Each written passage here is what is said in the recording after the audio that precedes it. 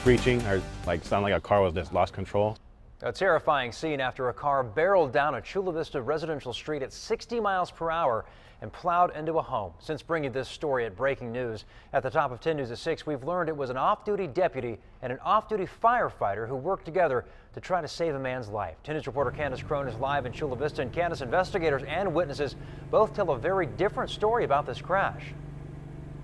That's right, Preston. Neighbors say it sounded like two cars were drag racing here on East J Street.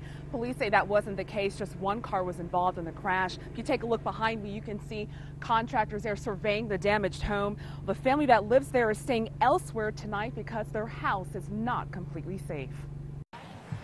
Traffic investigators worked late into the night trying to piece together what happened moments before a driver slammed into this house. I heard bang, bang, bang, and I knew it wasn't good. John Paiva was barbecuing at his home just yards away when he heard the crash and ran outside. Police say a 52-year-old man was headed down East J Street on the wrong side of the road when he hit this curb, then plowed into a fence before slamming into the side of this garage. You can see the gaping hole the car left behind before coming to rest in the backyard. Neighbors say an off-duty sheriff's deputy and firefighter who were in the area pulled the man out of the car and performed CPR until medics arrived. He was blue. He wasn't moving. They took his pulse. But it was too late. He was pronounced dead on the scene.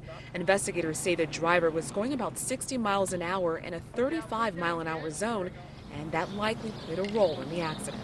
Speed had a majority or a major part of it. I wouldn't rule out any kind of medical conditions at this time. But neighbors tell a different story. Several residents say the car was racing another vehicle that took off moments after the crash. It sounded like engines going at a pretty high rate of speed.